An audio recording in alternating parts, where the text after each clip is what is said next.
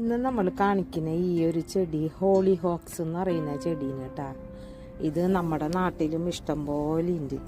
കുറേ കളറിൽ ഇത് കാണാൻ പറ്റും. നല്ല ഭംഗിയുള്ളൊരു ചെടീനിത് 80-ൽ കൂടുതൽ കളറിൽ ഇത് കാണാൻ പറ്റും വെറൈറ്റിയിൽ. ഇതിൻ്റെ ഇല കണ്ടു കഴിഞ്ഞാൽ പരുത്തീര ഇല പോലെ ഉണ്ട്. നമ്മുടെ നാട്ടിൽ പരുത്തിയില്ലേ, പരുത്തീര ഇല പോലെ തോന്നുന്നു. ഏകദേശം ഒരു സാമ്യമുണ്ട്. ഇതിൻ്റെ പൂവ് എങ്ങനെയാണ് വരുന്നതെന്ന് വെച്ചാൽ ഈ ചെടിയുടെ താഴ്ന്ന ഒരു സ്പൈക്ക് പോലെ കണ്ട ഈ വീഡിയോയിൽ കാണാൻ വന്നിട്ട് ഇങ്ങനെ മേലേക്ക് വരുന്നിട്ട് അതിൽ താഴ്ന്നൊട്ട് മേലെ വരെ പൂക്കളായിരിക്കും.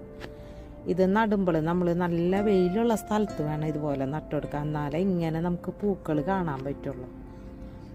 ഇത് ഒരു 6 അടി, നമ്മൾ ഒരു മനുഷ്യനേക്കാളും ഹൈറ്റിൽ ഇത് വളരും കേട്ടോ. 6 അടി 8 അടിയൊക്കെ വളരും. ഹോളി ഹോക്സിൻ്റെ പ്രത്യേകത പിന്നെ തണുപ്പൊന്നും വേണമെന്നില്ല. നല്ല ചൂട് സൂര്യപ്രകാശമുള്ള സ്ഥലത്തും ഇത് നന്നായി വളരും. ഇതിന് വേണ്ടത് നല്ല വെള്ളം വാർന്നു പോണ മണ്ണാവണം. ഇതാണ് ഇതിൻ്റെ വിത്ത് കേട്ടാ. ഈ വിത്തുകൾ ഈ പൊട്ടി മുളച്ചിട്ട് ഇതിൻ്റെ ചെടിയുടെ ചുറ്റും നിറയെ തൈകൾ മുളയ്ക്കും. ഈ ഇതൊരു കായ പോലെ, ഈ കായ ഇങ്ങനെ പൊട്ടിക്കഴിഞ്ഞാൽ ഇതിൻ്റെ ഉള്ളിൽ കറുത്ത സീഡ് കാണാൻ പറ്റും നമുക്ക്. ആ കറുത്ത സീഡ് മുഴുവൻ ചെടിയുടെ ഇതാണ് അതിൻ്റെ ഉള്ളിലത്തെ കറുത്ത സീഡ്. ഇത് ചെടിയുടെ കടയ്ക്ക് ചുറ്റും പൊട്ടിത്തെറിച്ച് നിറയെ തൈകൾ മുളയ്ക്കും. അപ്പോൾ അടുത്ത ഒരു സീസൺ വരുമ്പോഴേക്കും ഇതിൽ നിറയെ തൈകൾ പൊട്ടി മുളച്ചിട്ടുണ്ടാവും.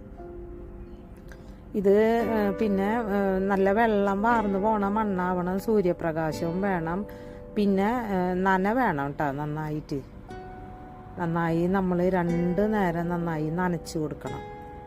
ഈ പൂക്കളുടെയൊക്കെ ഒരു ഭംഗി കണ്ട ഒരുപാട് കളറിലുണ്ട്. അപ്പം നമുക്ക് നമ്മുടെ ഗാർഡൻ ഭംഗിയാക്കാൻ ഈ ഒരു ചെടി നല്ലത്. തോട്ടത്തിലുണ്ടെങ്കിലുണ്ടല്ലേ, എപ്പോഴും തോട്ടത്തിൽ പൂക്കൾ ഇങ്ങനെ നിറഞ്ഞു നിൽക്കും.